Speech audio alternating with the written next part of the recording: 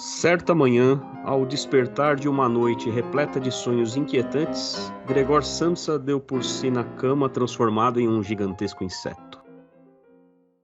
Bem-vindo ao Notas de Rodapé Podcast, o seu podcast de literatura e gestão. Estamos começando aí mais um episódio do nosso podcast. Lembrando a todos aí que na descrição aí do podcast a gente tem o link para o nosso grupo do Telegram, que lá a gente discute sobre literatura clássica e todas as dicas, a gente conversa, fala o que a gente está lendo também. E temos também um e-mail que você pode entrar em contato com a gente aqui, que é notasrodapé.podcast@gmail.com. Bom, hoje falaremos aí sobre uma grande obra da literatura internacional. Flávio, o que falaremos hoje? Fala, Neifer. Acho que hoje podemos dizer que nosso episódio vai ser um barato. Hã? Que piadinha infame. Você falou para eu não usar, mas eu não resisti. Que é isso, não tem como. Vamos falar sobre A Metamorfose, do grande Franz Kafka, que outro dia foi citado aí por um ex-ministro da Educação como sendo Kafta. Você lembra disso? Kafta. Eu lembro. Ai, barato esses caras. Mas E me diz uma coisa, fala aí, quando que você leu A Metamorfose? E qual foi as suas primeiras impressões de Franz Kafka? E vamos falar um pouquinho sobre o autor. Maravilha. Bom, esse aqui é um daqueles livros que eu li há muito, muito tempo atrás. E numa época em que eu visitava os sebos aí do centro de São Paulo e catava o que via pela frente, né? Então, assim, eu me lembro de ter talvez assim uns 15, 16 anos numa fase em que lia vorazmente muita coisa. E esse aqui, por ser um livro razoavelmente curto, aliás, bem curto, né? Vamos falar um Bem pouco curto, até sobre o tempo que foi que o Kafka levou para escrever essa história. Ele foi lido assim, de uma maneira meio que até automática na época, né? E aí precisei ler de novo para entender melhor e para absorver mais aquilo que o autor queria dizer. Mas uma característica interessante de todos os livros do Kafka, pelo menos dos mais famosos aí, o Processo, o Castelo e a Metamorfose, é o absurdo, né? A normalização do absurdo. Então, aquilo que vai tratar aqui no livro é da maneira como, né, dos pontos de vista para analisar esse texto é a maneira como as pessoas lidam com uma situação absolutamente imprevisível, absurda, lidam com isso de uma maneira surpreendentemente normal, né? De uma maneira natural, né? natural, exatamente. E virou até um adjetivo, né? Muita gente usa isso, né? Que é um estilo kafkiano, né? Então, às vezes alguma coisa que acontece de repente, a gente nem explica o porquê, é alguma coisa que aconteceu no estilo kafkiano, né? Que talvez a marca registrada aí de Franz Kafka, que é uma leitura assim, ela não sei se é ácida que eu posso dizer, mas ela é uma leitura inquietante. Então, eu lembro de estar lendo aqui Metamorfose e justamente como tem esse estilo kafkiano, né, ele se transforma num repugnante inseto, a gente já fica naquela situação, ver se vai ter alguma explicação sobre isso, e é claro que não tem a explicação sobre isso. Não tem importância nenhuma por que ele chegou àquele ponto, de onde é que veio, né? Quais são os motivos para ele ter se transformado no que a obra chama aqui de um gigantesco ou de um repugnante inseto, ou um bicho repulsivo, né? É a parte que menos importa. Na verdade, o livro já começa... Isso mesmo. Né? O livro começa com ele transformado, né? Então... Isso mesmo, não tem... assim, você começa a se questionar isso talvez nas primeiras páginas. Depois você realmente, o leitor, ele percebe que não tem importância nenhuma. E isso vai em várias obras aí do Kafka também, né? Eu acho que esse estilo dele, de que acontece uma coisa talvez extraordinária, uma coisa diferente, mas não tem muita explicação e vai rolando aí o enredo do livro. Então esse é o estilo de Kafka. E quem que foi Kafka, Flávio? Conta aí pra gente. Olha só, então Franz Kafka é um autor nascido em Praga, né? Ele é da República Tcheca. Na época fazia parte do Império Austro-Húngaro, né? Era junto com a Hungria e outras repúblicas ali na região, outras repúblicas não, né? Outros países ali que faziam parte desse conglomerado. Depois passou a ser Tchecoslováquia e hoje é a República Tcheca, né? Ele foi... Bom, uma coisa interessante é que, apesar dele ser tcheco, e claro, né, na região se fala, a língua principal lá é o tcheco, ele também falava, e para ele entendia que a principal língua dele, a língua número 1, era o alemão.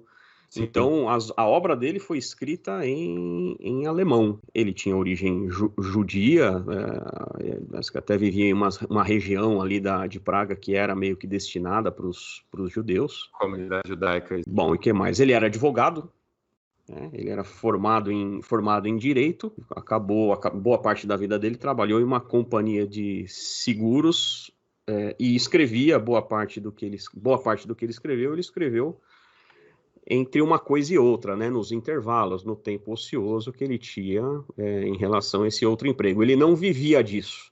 Como, aliás, a maioria dos escritores de tempos passados, aí, de outros séculos e tal, não tinha, de fato, a literatura como uma profissão.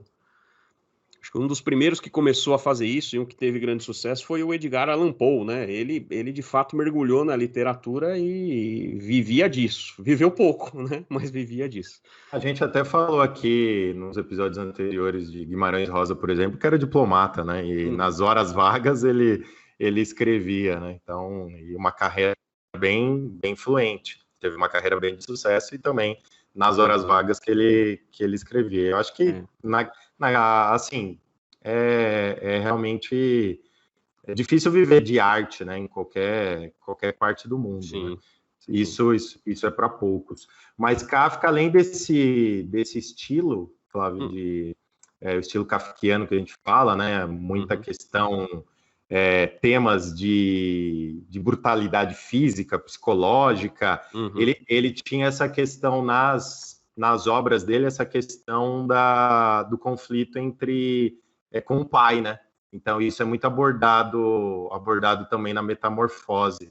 E ele fez um livro sobre isso também, que eu não li ainda, mas chama Carta ao Pai, que foi uma obra póstuma, que foi publicada somente no início da década de 50, mas a gente começa a ver a gente vê alguns traços disso, desse conflito entre o pai e o filho, na Metamorfose também, né? É verdade, o enredo todo da Metamorfose gira em torno da família, né? Da relação que ele tem com a família e com o emprego que ele tem. E da maneira como as pessoas acabam tendo que se virarem por conta da condição dele, que torna ele inapto para continuar trabalhando. Como ele era lá o arrimo de família, né? O provedor do sustento da casa, pai, mãe e a irmã dele acabam tendo que botar sebo nas canelas, como dizem aí, e começar a se virar. Então, sem dúvida, essa relação é bem marcante aí. Mas eu acho que ainda o que ressalta mais no estilo dele, o que de fato marca assim, e faz com que ele seja inconfundível com outros, é essa história do surrealismo, assim, são aquelas coisas em que... Eu lembro de um professor de literatura uma vez, lembro até hoje da aula que ele deu sobre Kafka. Mencionou Kafka ali en passant e tal, e ele mencionou um termo que até hoje eu vira e mexe uso, né, que é a dissonância cognitiva, né? Tem algumas coisas que você olha e que parecem tão absurdas que você não quer acreditar, o teu cérebro não quer acreditar naquilo que está vendo, né? Algumas situações de extrema violência, né, ou de absurdos aí no ramo da política, ou, né, assim, são várias coisas que você fala assim, não é possível que isso está acontecendo. E ele associava um pouco disso, quando Kafka escrevia sobre essas situações absurdas, o processo sem sentido, a metamorfose aí num animal que, né, uma simples metamorfose de um humano em um outro tipo de animal, é tão absurdo, né, que o teu cérebro bloqueia aquilo e você vai para frente, você acaba se tornando aquilo normal, porque você não absorve aquilo, você não digere aquela informação. E eu acho que Kafka influenciou muitos outros escritores justamente por conta disso, por conta dessa digital que ele deixou nos seus textos, assim. Muita gente fala que é um estilo surreal. Então, esse estilo surreal de Kafka, e como a gente comentou no começo, a gente tem um certo choque no começo, tem uma certa estranheza, mas a primeira, segunda página, a gente esquece daquilo lá, como você falou, a gente absorve e já fica envolvida com o enredo do livro. Eu acho que esse é uma das coisas mais interessantes que eu senti lendo Kafka. Você falou de outros autores, Albert Camus e o próprio Gabo, né, Gabriel Garcia Marques, eles já afirmaram que eles foram influenciados pela obra de Kafka. Então, quer dizer, dois grandes escritores famosíssimos, super reconhecidos, têm uma influência da obra de Kafka, que deve ter influência em vários outros autores, ou uma simples influência em algumas obras, né? Então, o autor é isso. E é um cara que morreu novo, né? Morreu com 40 anos de complicações cardíacas, né? Ah, sem dúvida, né? A expectativa de vida era outra lá, apesar de eu não... Pelo menos eu não tenho essa informação, não sei se a vida dele foi atribulada a ponto dele ter morrido por causa disso, né? Mas morria-se cedo, simplesmente, né? Eram exceções os caras que viviam até muito, né? Como a gente já comentou lá sobre o Tolstói, por exemplo, né? Que morreu com mais de 80 anos. Isso de fato era na Europa ainda, né?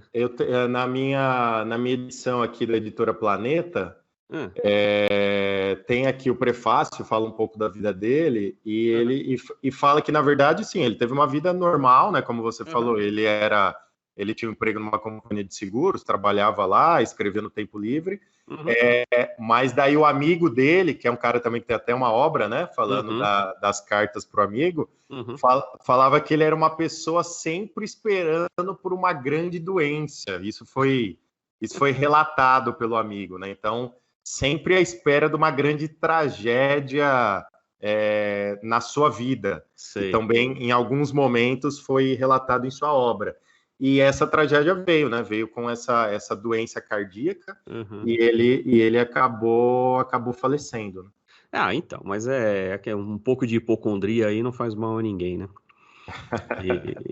Mas então acho que é isso, né? Assim, a grande obra dele, talvez a mais famosa de fato, é a Metamorfose. Acho que é a que se tornou mais popular aí em várias outras mídias, inclusive, né? Tem música sobre a Metamorfose. Você lembra disso? Eu não sei se é do seu tempo, ou Neifer. Eu sou novinho. Tinha uma banda chamada Inimigos do Rei.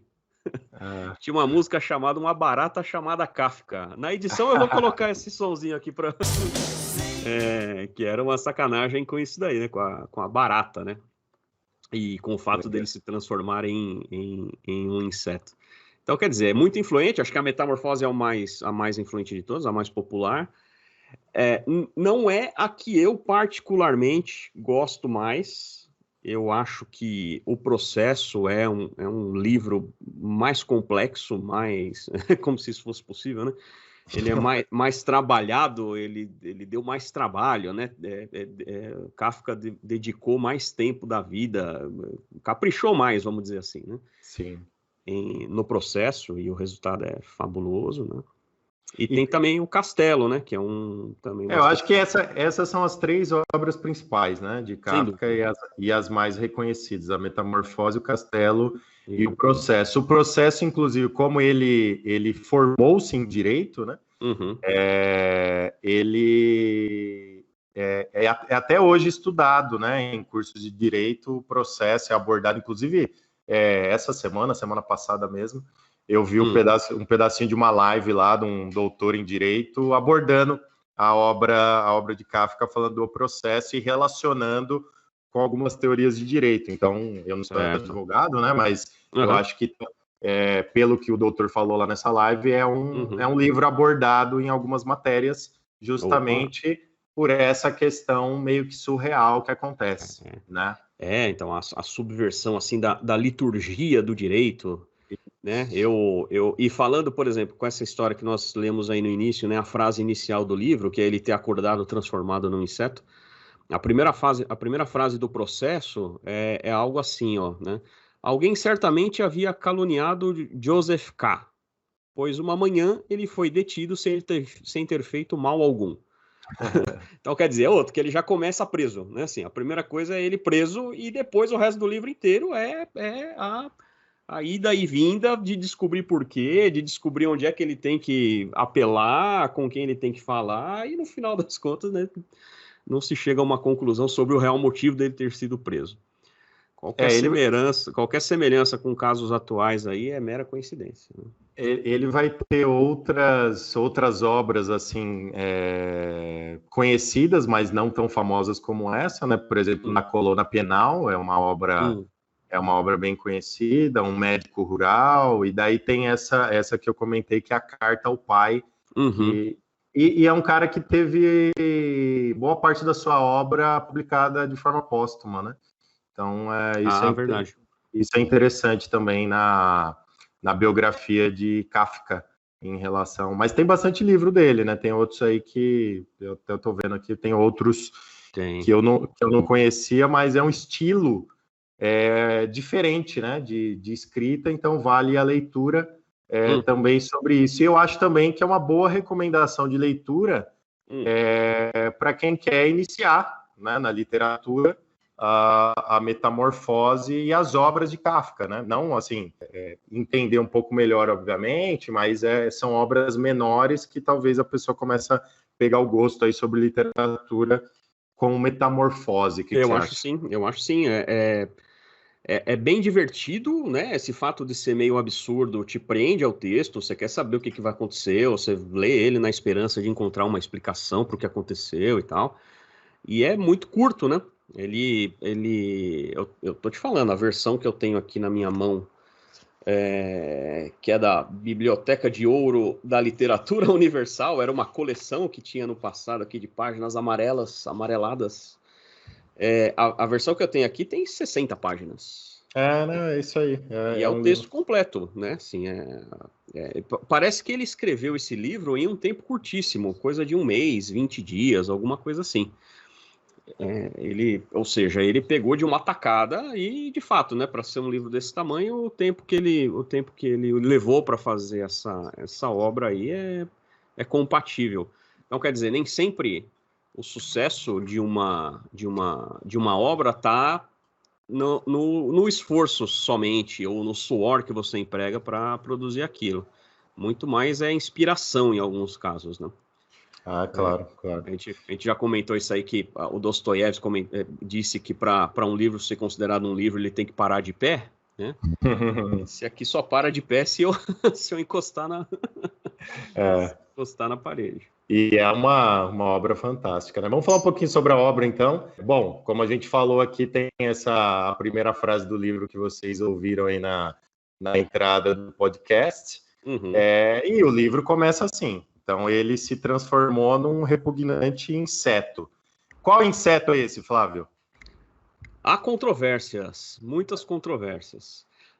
Eu acho que boa parte do motivo da gente associar barata à metamorfose tem a ver com a história daquela música que eu te falei, de uma barata chamada Kafka. No nosso imaginário aqui brasileiro, muito tem a ver com aquilo. Mas a verdade é que tem até textos de discussão a respeito disso, sobre se é uma barata, se é um besouro, né? Sim. Mas a tradução literal do termo em alemão, que é Ungeziefer, né? Que é verme. É um ser repugnante. Tanto é que o controle de pragas em alemão usa essa palavra, né? Então, quer dizer, é um bicho repugnante Não fica muito claro qual que é. Em princípio, não é para ser uma barata. Até poderia ser, porque talvez a intenção dele, ao deixar isso genérico, seja justamente que você escolha qual é o seu bicho mais repugnante. Mas ele não entrega isso de bandeja, não. A gente Não, e precisa... eu acho que esse era dos motivos aí que justamente ele deixou isso aberto. Ele não queria Uhum, exemplificar isso de uma forma muito fácil, uhum. e também não veio um caso, né? Então, ao longo Sim. da obra, isso pouco importa. Mas é claro que, como o capítulo traiu o Bentinho, né?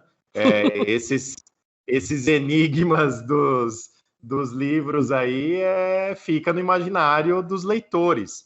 Mas aqui na minha edição fala também que o Kafka fez um pedido, Franz Kafka fez um pedido à editora que nunca, nenhuma edição dele, coloque o animal na capa.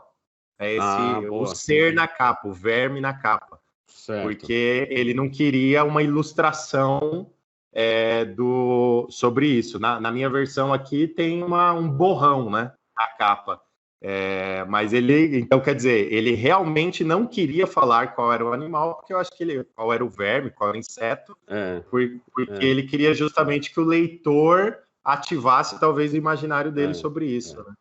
As versões em inglês que eu já vi, elas usam bug, né? Elas traduzem como bug, então realmente é inseto. Talvez seja a coisa mais tradicionalmente adotada aí, é o inseto mesmo.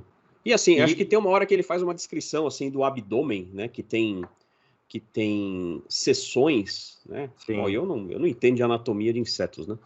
Mas me parece que de fato não é o de uma barata, né? Então vai dando pistas aí que levam a gente a concluir que não... É engraçado, né? Porque como é um enigma, e eu já sabia isso antes de ler o livro, né? Como é um enigma da literatura, então eu me peguei prestando atenção na descrição que ele fazia. Certo. Então, em algum momento ele fala isso, outro momento ele fala que as costas eram côncavas, né? Então, quer dizer, pode ser uma barata, pode ser um besouro, quer dizer, ele fala das perninhas, ele fala de como ele conseguiu ficar de pé, depois ele fala de subindo na parede, enfim. Mas pouco importa qual era o inseto, o verme, o ser aí repugnante. Eu acho que esse foi uma das intenções de Kafka. Ele deve estar muito feliz com a gente discutindo aqui qual era o ser repugnante que ele quis escrever. Mais de 100 anos depois ainda estamos aqui, né? A publicação foi em 1915, né? Então já passou aí 100 anos e a gente ainda está se debatendo nisso. Mas aí, Neifer, siga no enredo do livro. Vamos lá. Então, daí, Gregor Samsa, né? Que ele é? Ele era um caixeiro viajante. Então, ele tinha seu trabalho lá, que ficava mais fora de casa do que dentro, né? Viajava bastante, obviamente, pelo trabalho. Pelo que mostra a obra, ele ganhava uma graninha legal, né? Tanto é que ele conseguia sustentar toda a família. Isso. Então, toda a família era dependente dele. O pai, a mãe e uma irmã, que era dependente dele. E ele saía muito cedo para trabalhar, né? 5 e meia da manhã, para fazer as viagens dele. E o começo da obra justamente é esse, ele acordando, metamorfoseando, mas ele, mesmo assim, ele estava querendo ir trabalhar, né? Isso que eu achei engraçado, né, Fábio? O principal problema dele é descobrir como é que ele vai fazer para trabalhar, como é que ele vai avisar o chefe, né? Não é o fato dele ter se transformado num bicho, né? Às vezes acontece isso com a gente, eu não sei se você já se pegou desse, tô doente, né? Você não está preocupado em melhorar, você está preocupado com o trabalho que você tinha para fazer. Exatamente. Os compromissos, e isso acontece, e isso mostra também, mais uma vez, o que a gente estava comentando aqui, Flávio, que é que pouco importa que ele se transformou num repugnante inseto, porque o enredo continua, ele querendo ir trabalhar, daí o gerente aparece na casa dele, né? E aí a família percebe que ele se transformou nesse repugnante inseto, e aí realmente começa a obra, né? Então, daí eu acho que o que mais me chamou a atenção lendo era justamente isso, a relação daquele inseto, daquela situação, situação crítica, daquela crise, daquela situação inusitada, não esperada, naquele meio familiar. Então, e daí eu relacionei algumas coisas aqui, Flávio, não sei se você concorda. Vamos lá. Por exemplo, e eu acho que algumas pessoas aqui que vão ouvir a gente pode saber de alguma situação sobre isso. Às vezes, quando um familiar se adoece e fica de cama, talvez no estado vegetativo ou coisa assim, pode ser relacionado com essa situação, ou um acidente, né? Quando alguém fica paralítico, tetraplégico. Então, eu imagino também que é uma situação semelhante nesta parte do livro, obviamente, né? Na terceira parte aí a gente vai ver uma parte mais crítica. Mas nessa parte que todo mundo fica assustado, todo mundo fica desapontado, todo mundo fica triste, vem aquele... É como se fosse... Então, essas situações acontecem isso, é como se fosse um meteoro cai naquela casa e, de repente, toda a sua rotina muda e a rotina da casa inteira muda. Tanto é que aqui na minha resenha eu coloquei que, e isso baseado em alguns insights aqui dos textos de apoio que eu tenho na minha edição, não só Sansa, né, Grangor Sansa está metamorfoseando, como a casa começa a metamorfosear, ou seja, a casa começa a se transformar e as pessoas dentro da casa começam a se transformar. Isso que eu achei magnífico assim na obra. Se transformar, se revelar de certa maneira, porque até então ele era o sujeito que trazia o conforto a todo mundo que estava ali. Então o pessoal não precisava mais trabalhar, a própria irmã dele não trabalhava e tal. E aí isso trouxe o incômodo, né? Mais do que, acho que tanto quanto, obviamente, começa com o sentimento de pena, né? O sentimento de fato de ter ali um familiar passando por dificuldade e tal. Começa assim, mas isso vai evoluindo rapidamente para uma sensação de repulsa, né? De Aí é a terceira parte que eu comentei, quer dizer... A gente tem a primeira parte contando a história de como foi, a segunda parte é justamente essa, né? Então, a tristeza, essa questão que eu comparo talvez a uma situação crítica em alguma família, mas aí a terceira parte é talvez as máscaras caindo, né? Talvez os piores sentimentos do ser humano aparecendo, o pouco altruísmo, porque a gente vê, talvez um dos personagens que mais se transforma é a irmã. A irmã, ela é a principal afetuosa naquele momento. Muito apegada, né, a ele. Ela já era apegada, o sonho de Gregor Samsa era mandar ela para a faculdade, né, pagar a faculdade para ela. Ela gostava de música, ele queria colocar ela na faculdade de música, então era o bibelô dele, né, era muito a queridinha dele. Então daí nessa situação ela vê o irmão naquela situação e ela quer ajudar. Então ela quer ajudar, começa a alimentar, é a única pessoa que alimenta, a única pessoa que limpa o quarto, a única pessoa que se preocupa na locomoção daquela coisa, daquele inseto, daquele irmão dela, né? Dentro do quarto. Mas em um certo momento ela vai criando essa repulsa de imediato. O pai não, o pai já criou uma repulsa imediata, você concorda? Logo de cara.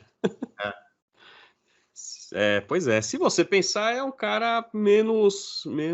Bom, a natureza é assim, né? Vai evoluindo, não necessariamente é certo ou errado, mas é o mais legítimo nessa reação que ele tem imediatamente, quer dizer. E aí, fazendo aquela comparação que você fez, né, Neifer, sobre uma pessoa em uma condição debilitada, morando junto com a gente, ou alguém muito idoso, E é claro que aí não cabe nenhum julgamento de valor de maneira nenhuma, mas o que ele tá retratando aí, me parece que a grande metáfora, ou uma das grandes metáforas, é justamente que a gente passa por isso e passa também por essas questões, né? De repente, alguém que era produtivo, que participava, com o qual você podia discutir, né? Tem certas doenças que vão deteriorando a saúde de uma maneira que, em certo momento, você não consegue nem conversar com ela mais, não, né? A pessoa perde memória, não lembra mais do nome dos filhos, dos netos e tal. E que, embora não se fale sobre isso, certamente, em boa parte dos familiares, isso provoca um sentimento de, vem cá, né? Quando é que isso vai acabar? Verdade. E eu acho legal demais ele expor isso de uma maneira tão clara, né? Tão fácil para a gente. Eu não sei se essa metáfora, essa comparação, todo mundo cria quando lê o livro, mas para mim foi muito claro, né? Uma pessoa numa situação debilitada, um acidente, um acidentado, assim, eu não consigo, graças a Deus, né? Nunca tive isso na família, mas eu não consigo imaginar como é uma situação dessa. Eu até lembro, minha esposa tinha lido depois, eu li logo depois dela. E a gente conversou sobre isso. Eu lembro quando a minha avó estava doente, e ela estava no quarto com uma senhora, mas era uma senhora que tinha Alzheimer há muitos anos. Sei. E depois eu fui tomar um café lá com o filho dessa senhora, e ele falou, acho que 5 ou 6 anos ela estava de Alzheimer. Quer dizer, ela estava num estado vegetativo, né? Que é esse exemplo que você deu. E eu meio que relacionei com essa parte. Mas no livro, qual é o problema? No livro, Gregor Samsa tem consciência. Ele tem consciência, ele fica avergonhado da situação dele, tanto é que ele coloca o lençol, ele se esconde debaixo do sofá e puxa um pouco o lençol para ninguém ver ele quando vai dar comida, quando entra no quarto. Então, é muito, assim, angustiante, é muito bem instigante essa questão, porque a gente vê a consciência. E a mesma coisa, né? Será que essas pessoas que a gente acha que não tem a consciência, ela tem? Então, assim, a gente está filosofando aqui, né? Mas realmente para vocês verem a profundidade da leitura. Né? Muito legal.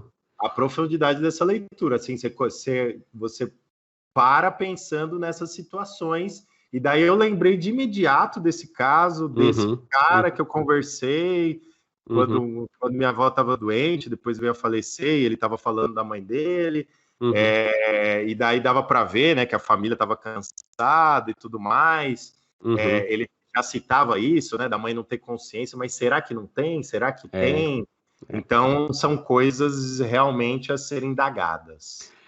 Eu acho que, claro, né, a mensagem subjacente aí pode ser essa, provavelmente eu acho que seria coincidência demais, né, que ele não tivesse tido essa intenção, parece claro demais quando a gente analisa o texto, mas também, assim, eu acho que é muito interessante as pequenas coisas, assim, né, que talvez não são tão profundas, mas, assim, por exemplo, a grande preocupação dele é com o chefe, né?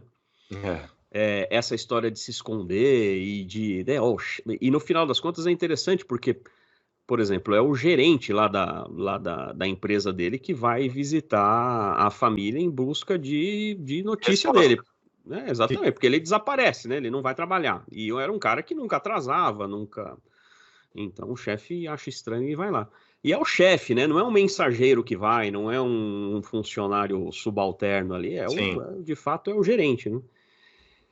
E aí ele fica desesperado com isso, né? Aí que ele tenta se esconder, fala por entre a porta, né? Eu separei uma frase aqui que eu anotei quando eu li, assim, tem um momento ali que ele fala, né? O gerente fala assim: "O senhor Samsa", disse por fim o gerente levando a voz. O que significa isso? O senhor se entrincheirou no seu quarto? Quer dizer, ele já ele tá tratando mais uma vez com naturalidade um ser humano ter se transformado num inseto, né? O senhor se entrincheirou, já usa um verbo aí relacionado a animais, né, cara? Outra coisa interessante que eu me lembro aqui é do fato de que o paladar dele vai mudando, né?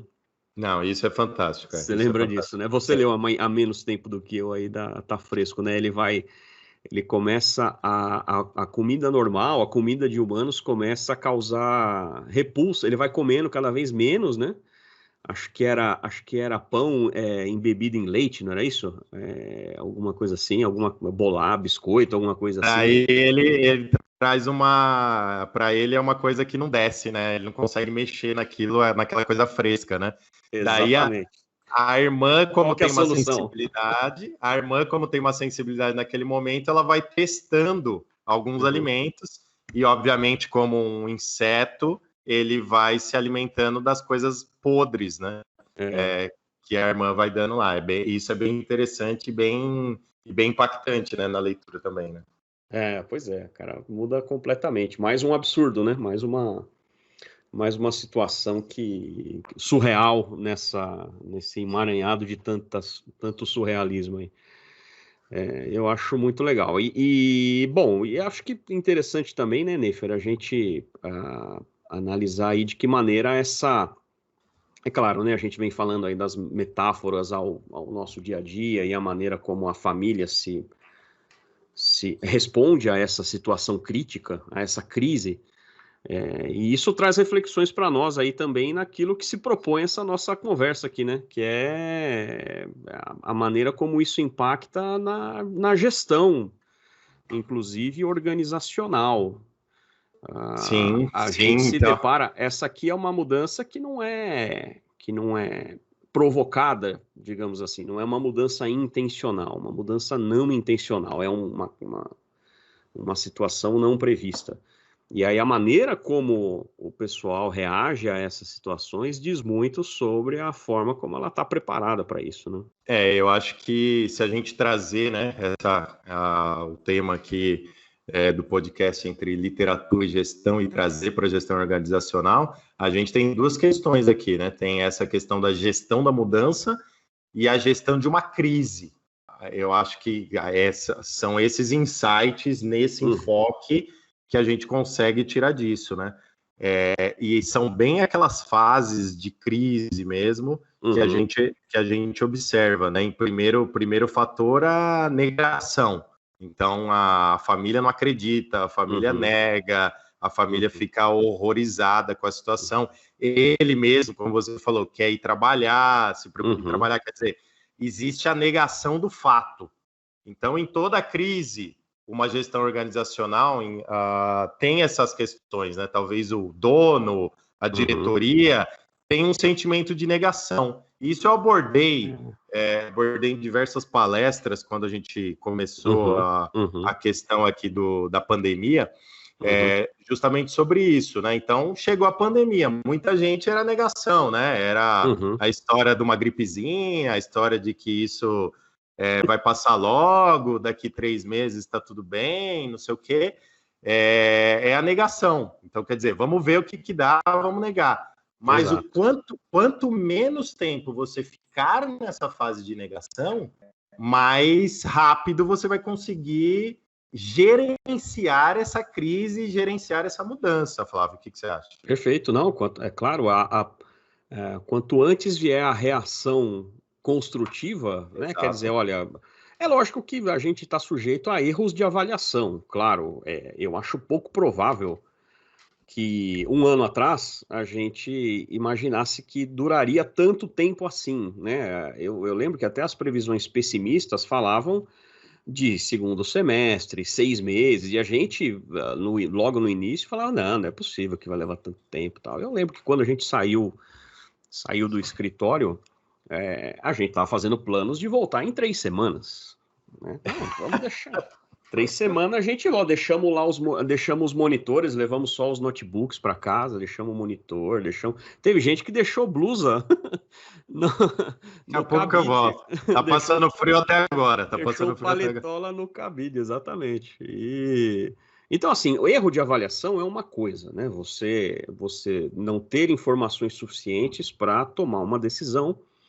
E, claro, né? Você tende a ser otimista. Eu imagino que haja uma tendência natural da gente de pensar pelo lado mais positivo.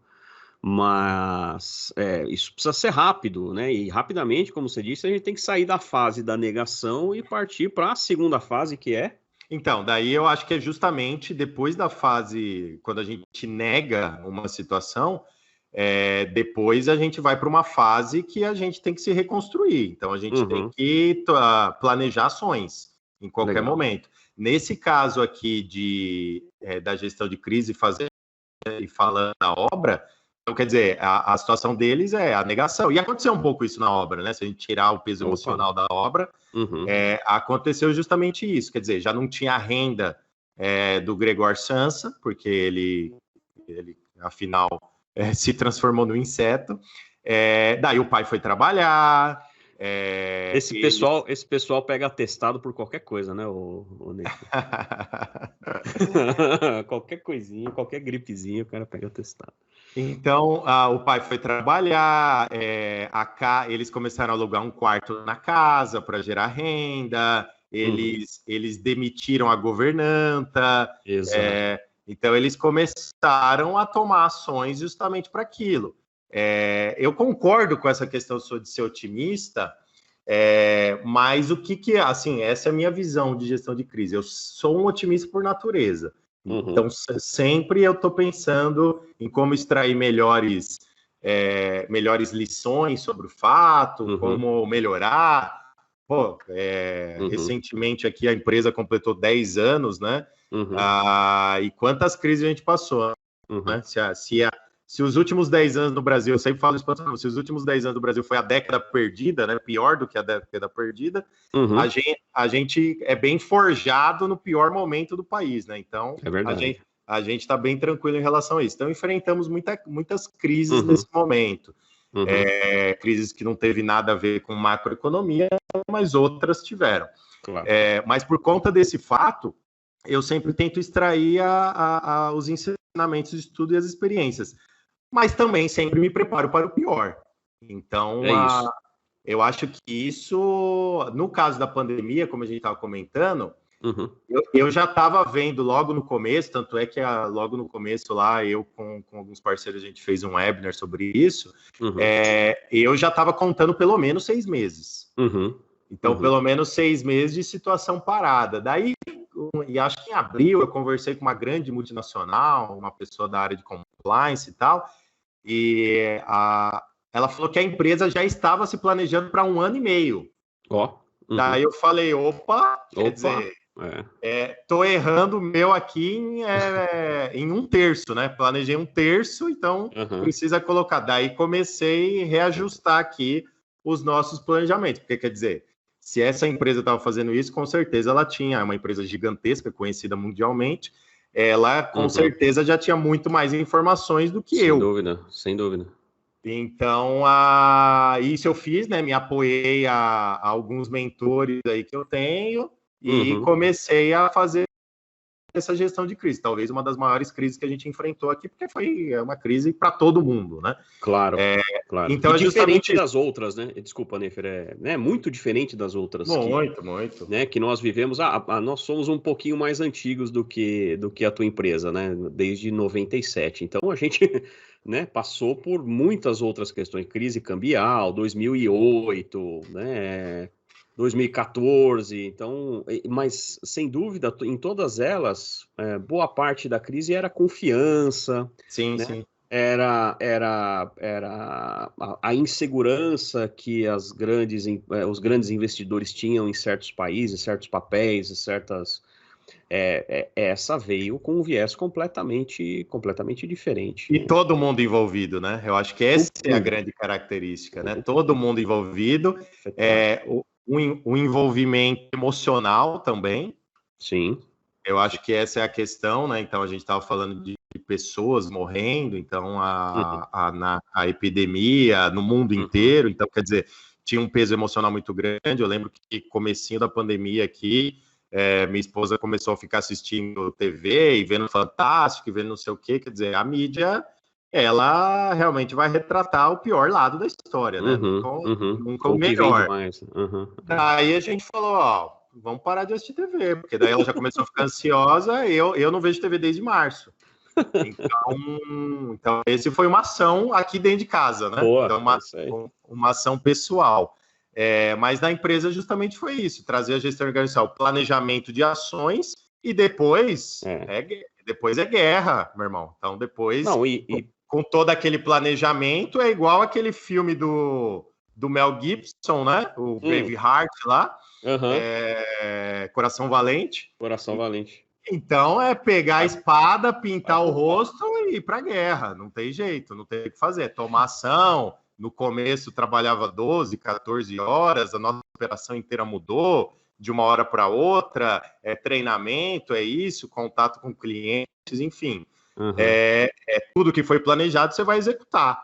E saímos da crise aí, né? Conseguimos terminar o ano de 2020 melhor do que o ano de 2019. Então, quer dizer, o otimismo também valeu a pena. O otimismo valeu a pena. Mas, é claro, se a gente fica...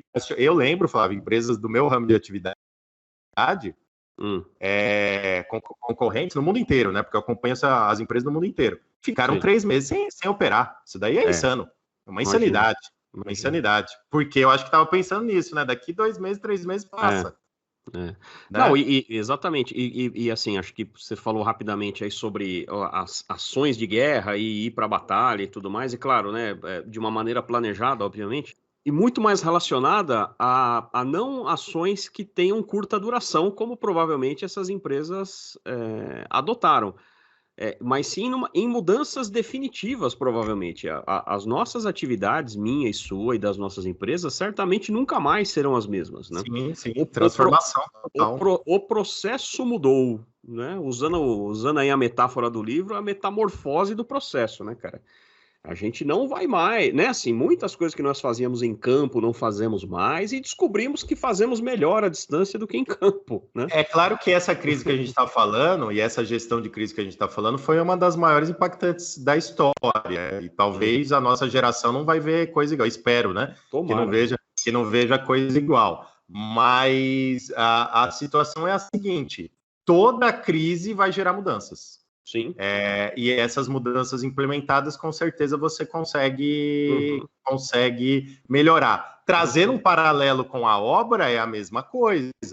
Então, a família se transformou, a casa se transformou. A gente não vai dar spoiler aqui do final do livro, né? Justamente para você que está ouvindo a gente aí ler essa obra magnífica, altamente recomendada aí.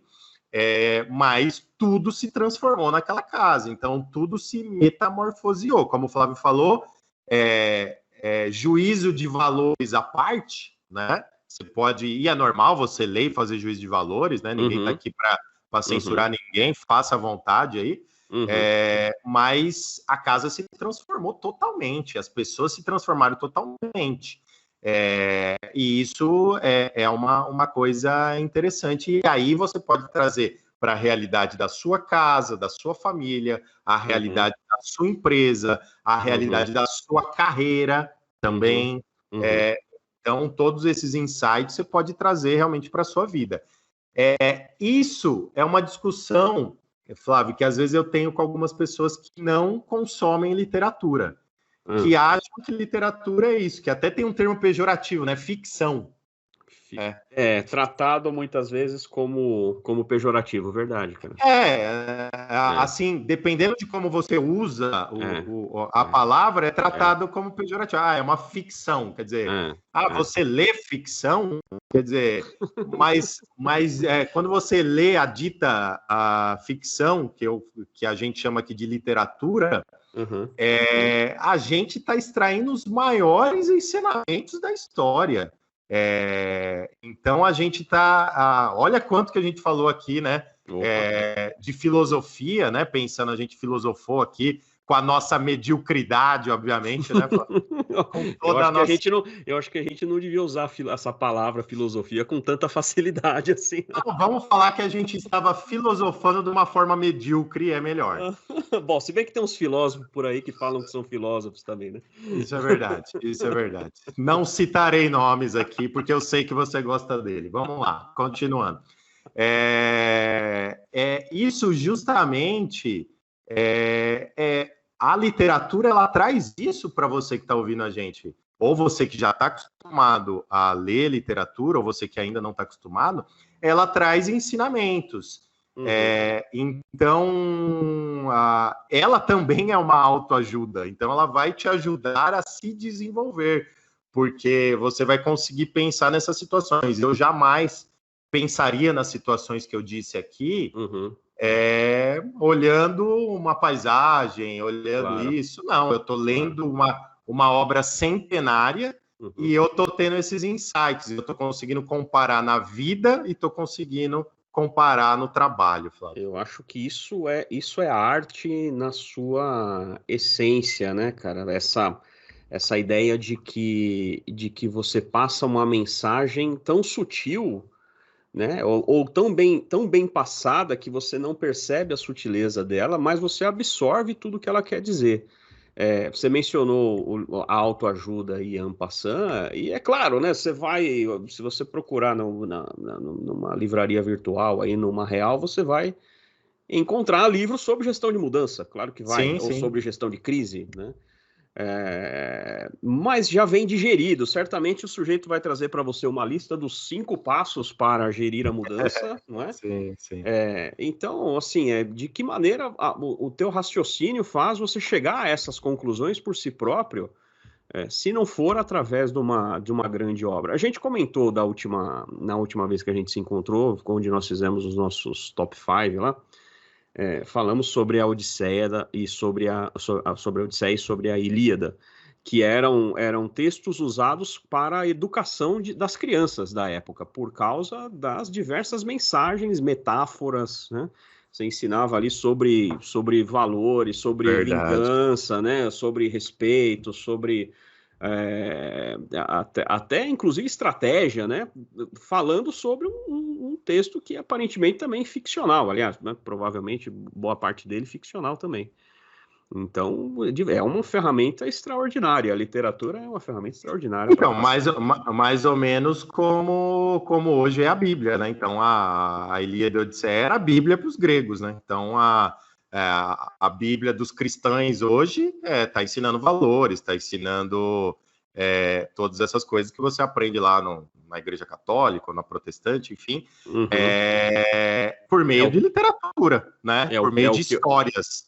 É o que o Corão faz, né? Alguns, claro, são mais diretos, né? É o que o Livro dos Espíritos tenta fazer ali como perguntas e respostas, né? A Torá faz, que é praticamente o Velho Testamento, né? Isso vem um pouco dessa ideia de você ensinar crianças e ensinar adultos, também é parte disso tudo, né? Em que você não adianta dizer como fazer, né? Olha, você tem que fazer desse jeito.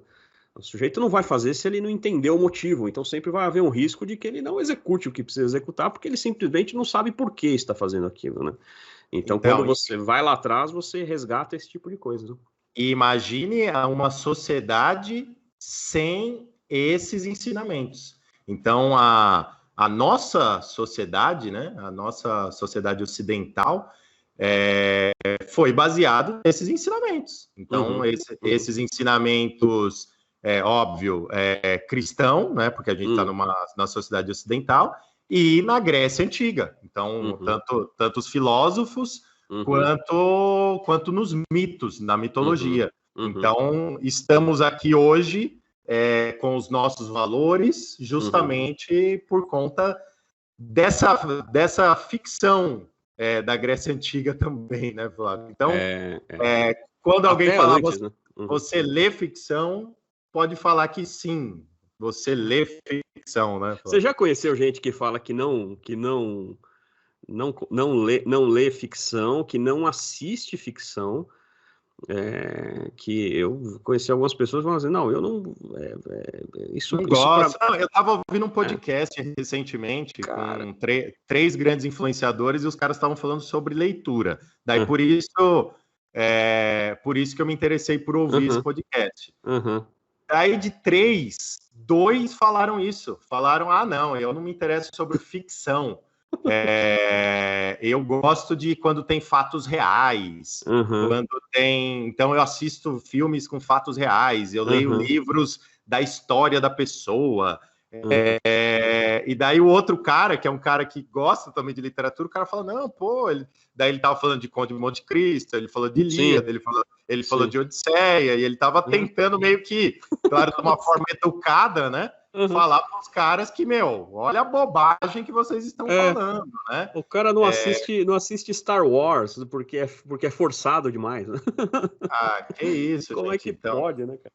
Então, é claro, todo mundo, cada um faz o que quer da sua vida. E foi, e eu aqui no nosso primeiro episódio aqui, que se você não ouviu, coloca lá para ouvir, eu fiz isso por muitos anos, não porque eu não me interessava sobre ficção, né? Mas era um momento que eu queria ler muito sobre negócios e me especializei nisso. Então, deixei de lado a literatura, a dita ficção. Mas em um certo momento, depois de várias influências, eu voltei e vi que, na verdade, isso ensina muito mais, se eu for para dizer... E às vezes você está vendo um cara escrevendo um livro de autoajuda, ou está vendo uma palestra daquele cara inteligentão, né, falando sobre isso, ele está citando frases lá sem referências dessas grandes obras da literatura. Muitas vezes sem saber. Fantástico. Muitas vezes sem saber. Sem saber, porque ele leu em outro livro igual aquele, né? Exato. Também, né, entendeu? Então, além de ter uma apropriação indevida daquilo que não foi ele que disse, aliás, a gente vê até hoje aí políticos citando frases que não são dos autores que ele menciona e tal. Verdade. Por quê? Porque é o consumo da informação fácil. Da informação pronta, né? Dos 5 passos para não sei o que lá, né? Então já vem pronto, já vem digerido, eu já vou lá direto, não preciso saber por quê, ou não tenho interesse, e acho que isso daí também vem muito da curiosidade, né, Neifer, do interesse pela informação e pela raiz das coisas, né? Então acho que... Por isso que eu gosto de um autor, ele está classificado em autoajuda, eu já citei esse livro aqui nos nossos encontros, que é o Jordan Peterson, da 12 Regras para a Vida. Esse livro, quando eu li, eu recolhi diversas referências de literatura, porque ele cita lá, Flávio, Nietzsche, ele cita Dostoiévski, ele vai citar diversos autores falando justamente sobre dentro desses ensinamentos que ele está falando. Então é muito legal, porque de lá eu recolhi diversas referências sobre literatura e depois fui ler as fontes, né? Parece ser um bom uso, né, dessas referências, né? Legal. Claro, a gente, obviamente, né, tudo que a gente fala aqui, primeiro que é nossa opinião pessoal, então nada disso é verdade, né? Assim, nada disso é a verdade absoluta. Obviamente, vocês já perceberam isso, né? Sim. Então, assim, é claro que também a gente generaliza as coisas, né? Não é todo livro de autoajuda que é ruim, não é toda literatura, e nem toda literatura que é boa também. Boa. Tem porcaria, tem muita porcaria. Aliás, tem muita porcaria. A gente já falou mal de muita gente aqui também, né? Vamos gravar um só para falar mal dos outros. Só para falar mal, os top 5 ao contrário, os 5 piores. 5 piores. Eu já te falei de uma lista importante que é os livros que nós abandonamos. Esses são legais de falar também. Paramos no meio de tão ruim que são. Sensacional, Flávio. Legal. Dá alguns motivos aí para quem está ouvindo a gente para finalizar. Imergir na obra de Franz Kafka. Primeira coisa, se você quer sair do óbvio, né, sair da realidade comum e entrar no que tanto Kafka quanto Garcia Marques chamavam de realidade mágica, né, é a realidade distorcida de uma maneira que você se sente agredido por aquilo, ou se sente inconformado com aquilo. Procurem esses dois autores, principalmente o Kafka, né? Veio antes e inspirou muitos que vieram depois. Esse, para mim, parece ser o principal motivo, né? Há um tapa na cara da realidade, já que a realidade tá dando tapa na gente há tanto tempo, né? A outra coisa principalmente no caso da Metamorfose, é que, de fato, esse é um livro para você ler numa longa viagem de ônibus, você acaba com ele, né? Assim, são 60 páginas, é livro para ler em 1-2 horas, com dedicação aí, concentração, não leva mais do que isso, e já é muito, muito mais do que muito livro graúdo aí que a gente conhece, né? Assim, Verdade. Eu acho que ele por exemplo, para entrar na obra de Kafka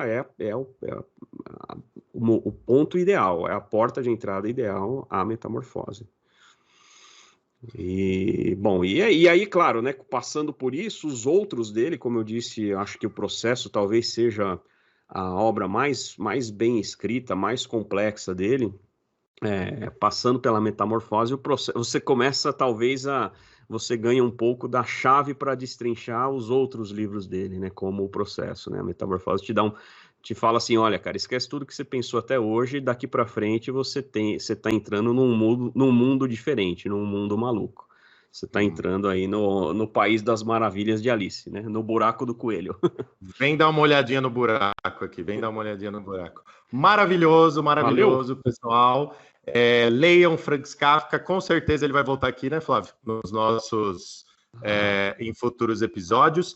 Não deixem de entrar lá no nosso grupo do Telegram, lá a gente discute coisas de literatura, a gente dá dica, a gente troca ideias lá também. Ouve as dicas também, né, Neifer? Pessoal, agora tá bombando o grupo lá, o pessoal já tá trazendo dúvidas pra gente, trazendo recomendações, tá muito legal. Sensacional. E quiser entrar em contato diretamente aqui, manda um e-mail pra gente, notasrodapépodcast@gmail.com. A gente volta numa próxima. Tchau, tchau. É isso aí, valeu.